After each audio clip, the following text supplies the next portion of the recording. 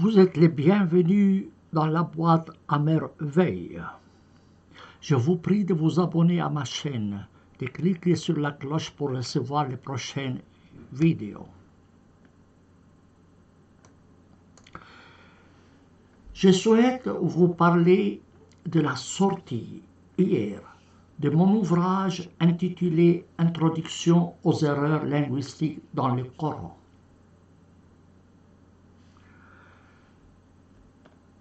Je vous mettrai sous cette vidéo le lien pour que vous puissiez le télécharger soit en arabe, soit en français gratuitement. Mais si vous souhaitez l'acheter auprès d'Amazon, vous pouvez aussi le faire. Mais ce n'est vraiment pas nécessaire. Si vous le faites, je les considère comme un soutien à mes recherches.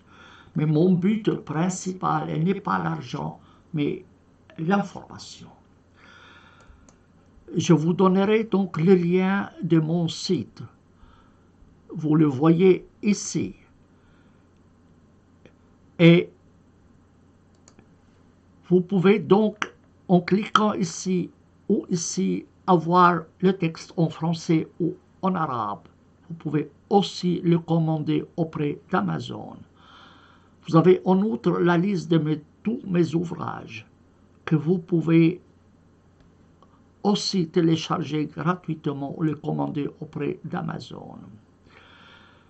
Là, vous avez la couverture de cet ouvrage en français et en arabe. Donc, je l'ai sorti simultanément en arabe et en français. C'est le même contenu. Je me suis donné une grande peine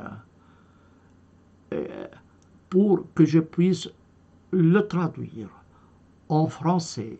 Et ce n'est pas une chose simple de faire comprendre à des francophones l'existence d'erreurs linguistiques dans le Coran qu'un texte arabe. Mais je l'ai fait lire par différents amis francophones qui m'ont assuré que le texte est compréhensible en français. Mais dans tous les cas, vous pouvez le télécharger gratuitement, ça ne vous engage à rien. Dans mes principes, le lecteur a plus de droits que l'auteur. Pour cela, je mets cet ouvrage et tous mes autres ouvrages gratuitement à votre disposition. Si vous cliquez ici sur Livres, vous allez tomber sur la liste de mes ouvrages en différentes langues. J'ai écrit plus de 70 ouvrages, mais je considère cet ouvrage sur les erreurs linguistiques du Coran en arabe et en français comme l'ouvrage le plus important que j'ai écrit. Je vous l'offre donc gratuitement, mais comme je vous l'ai dit, vous pouvez aussi le commander auprès d'Amazon.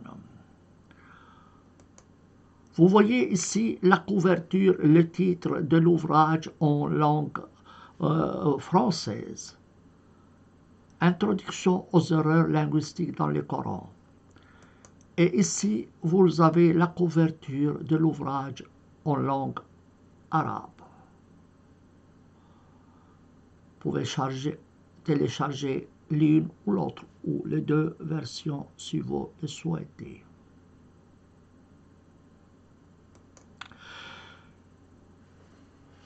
On me pose toujours la question pourquoi je m'occupe des erreurs linguistiques du Coran. Quel est le but?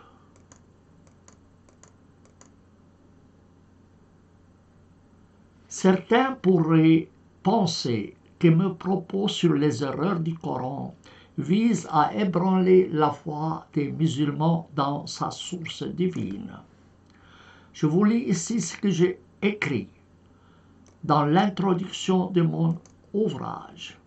Donc certains pourraient penser que mes propos sur les erreurs du Coran visent à ébranler la foi des musulmans dans sa source divine, comme en témoigne la présence d'erreurs linguistiques. La vérité est que même si le Coran est totalement exempt d'erreurs, cela n'en fait pas la parole de Dieu. Chaque livre est un livre humain. Seule la pluie, les météorites et les excréments d'oiseaux descendent du ciel. Et ceci s'applique à tous les livres sacrés. Ancien Testament, Nouveau Testament, Coran, tout autre livre. Il n'y a pas de livre sacré, à mes yeux. Je ne vois pas de différence entre ces livres et les livres de Mille et une nuits. Tous les livres dits sacrés sont œuvres humaines, faussement attribuées à Dieu. Et sur la base de ma certitude à ce sujet, je peux dire que mon intérêt pour les erreurs du Coran n'a rien à voir ni de près ni de loin avec l'ébranlement de la foi des musulmans. Dans tous les cas, pour moi, le Coran est un livre comme tout autre livre. D'ailleurs, les musulmans distribuent le Coran à tout le monde gratuitement. Et s'ils les distribuent, ils veulent qu'ils le lisent. Et non pas qu'ils le répètent comme des perroquets. Et ils doivent accepter l'idée que le non-musulman qui lise le Coran puisse le lire à sa manière et l'étudier profondément, différemment de ce que font les musulmans. Donc, quel est mon intérêt pour les erreurs linguistiques du Coran? La réponse est simple. En tant que traducteur du Coran en 3 langues, et je suis le seul traducteur du Coran en 3 langues, français, anglais et italien, je suis tombé sur les erreurs linguistiques du Coran et j'ai dû trouver un moyen de traduire un texte plein d'erreurs pour ceux qui ne comprennent pas l'arabe. Ma seule préoccupation est le texte coranique en tant que discours adressé aux lecteurs de mes traductions. D'autre part, j'ai fait une édition arabe critique du Coran, selon les règles d'édition des textes approuvés au niveau international. J'ai dû clarifier les problèmes linguistiques liés au texte coranique et en donner la signification. J'ai également voulu répondre à ceux qui prétendent que le Coran est un livre de sublime éloquence et exempt d'erreur du moment qu'il est révélé par Dieu. Et Dieu est infaillible. Une telle prétention est une insulte au bon sens. Comme je vous l'ai dit, le Coran est distribué par les musulmans à tout le monde, musulmans et non musulmans. Et le Coran lui-même, il dit qu'il n'appartient pas seulement aux musulmans, mais il appartient à tous. On y lit dans le Coran: ô humains, je suis l'envoyé de Dieu à vous tous. Le Coran s'adresse aux humains et non pas aux musulmans.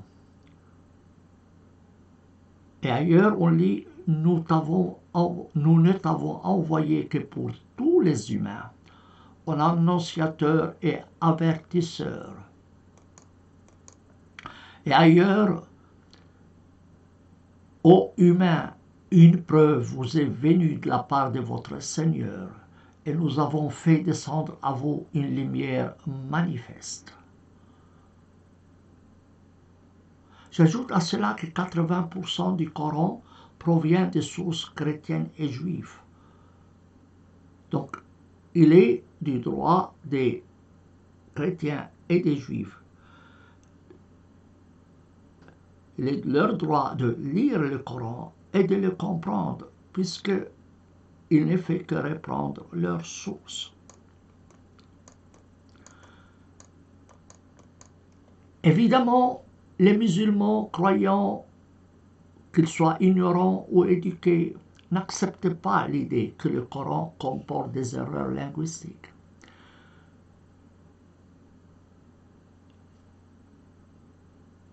Il n'y a pas de place ici pour reproduire leurs objections. Je me contente de signaler aux intéressés un prêche enregistré écrit par Adnan Ibrahim intitulé Les défis du Coran, daté du 1er mai 2015. Il a critiqué dans une partie de celui-ci ceux qui prétendent que le Coran contient des erreurs linguistiques, très probablement en pensant en moi. Je signale en outre un article d'Islam el-Buhairi, un Égyptien, intitulé « Réponse à Sami el-Dib et la preuve de l'ignorance de ceux qui disent qu'il existe des erreurs grammaticales et linguistiques dans le Coran », publié en janvier 2015. En résumé, ces deux critiques disent que les opposants du prophète Mahomet et les érudits de la langue arabe n'avaient auparavant pas trouvé d'erreur dans le Coran, et que les règles grammaticales de la langue arabe sont basées sur le Coran. Voilà leurs objections.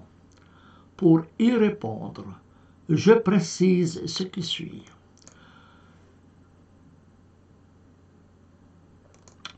Le Coran n'a été achevé qu'à la mort de Mahomet. Il n'a été recueilli qu'après sa mort. Ce n'était pas un livre en circulation à son époque, et il ne faisait pas l'objet d'études comme sont étudiés les textes à notre époque. Par ailleurs, on ne sait pas si tout ce que les anciens ont dit à propos du Coran a été préservé pour savoir s'il a été critiqué ou non. Par exemple, les livres d'Ibn Rawandi ou du philosophe Abu Bakr Razi contestant le Coran ont disparu, et on ne les connaît qu'à travers des bribes rapportées par leurs adversaires. Deuxièmement, ce que les prédécesseurs ont dit ou peuvent avoir dit ne m'oblige pas. Le Coran indique à cet effet: voilà une nation qui est passée, à elle ce qu'elle a réalisé, et à vous ce que vous avez réalisé. Vous ne serez pas questionné sur ce qu'il faisait. J'expose des erreurs linguistiques. Et ceux qui ne partagent pas mon opinion n'ont qu'à la réfuter par des arguments et des preuves, et non pas en me renvoyant aux anciens et ce qui leur a été attribué, à tort ou à raison. J'ai envoyé mon édition arabe du Coran et mon premier ouvrage intitulé « Les erreurs linguistiques dans le Coran ». C'est un gros livre de 500 pages contenant les textes du Coran, dans une colonne, dans une autre colonne, les remarques sur la langue du Coran. Donc j'ai envoyé ce premier ouvrage à plus de 100 professeurs universitaires et institutions islamiques musulmans. Ces deux livres sont disponibles gratuitement sur mon site, en plus de mes cassettes sur le sujet. À ce jour, je n'ai reçu aucune réaction les concernant. Les objecteurs n'ont pas compris ce que j'entends par erreur linguistique. Ils ont peut-être pensé que je voulais dire des erreurs grammaticales, alors que les erreurs grammaticales ne sont que l'une des 11 catégories que je présente dans ce livre. En dernier lieu, la langue arabe existait avant le Coran. Et toute langue a ses règles de grammaire même avant d'avoir été écrite. Les auteurs de grammaire arabe ne font que mettre par écrit ces règles en se basant sur les sources orales et écrites. Ils n'inventent pas la grammaire. Et le Coran non plus n'invente pas la grammaire. Mais en réalité, ce qui présente des objections à ce que j'écris. Ils le font souvent avant même d'avoir lu mon livre. Leurs raisons sont dogmatiques. Eux estiment que le Coran est parole de Dieu et Dieu est infaillible. On commence par la conclusion.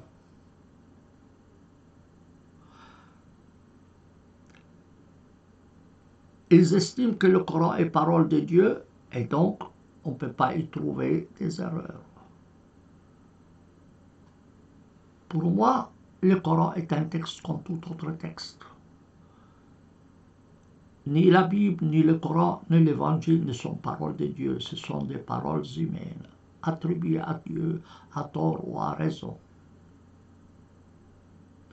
Donc mon étude est consacrée au texte du Coran en tant que langue.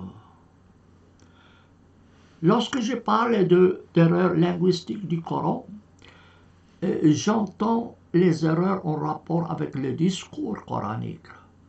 On fait ici une distinction entre les erreurs scientifiques, erreurs géographiques, erreurs historiques. Ces erreurs-là ne m'intéressent pas. Les erreurs qui m'intéressent sont seulement les erreurs en rapport avec les discours coraniques en tant que langue.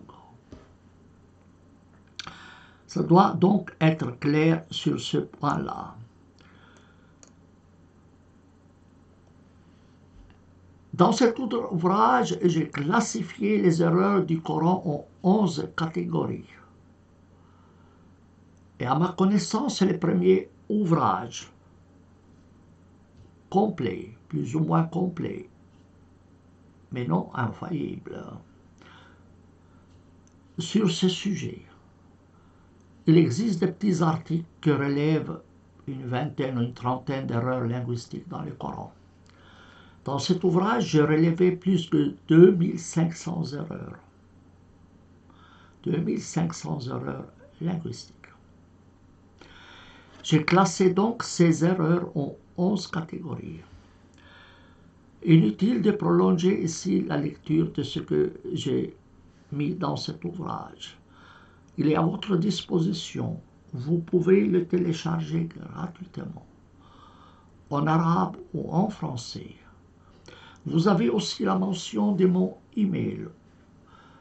Je vous encourage à m'écrire. Je suis ouvert à toutes vos remarques et je vous garantis que j'en prendrai compte lors de la prochaine édition de cet ouvrage. Mais je vous prie de ne pas faire des remarques sur ce livre, que ce soit en arabe ou en français, avant de l'avoir lu. Je termine ici en buvant à votre santé, à vous tous, in vino veritas.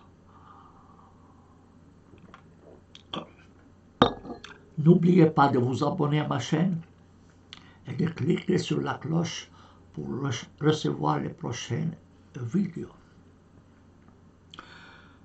Je vous donnerai donc le lien à ce livre en français et en arabe pour que vous puissiez le télécharger gratuitement. Vous trouvez ce lien sous cette vidéo. Au revoir.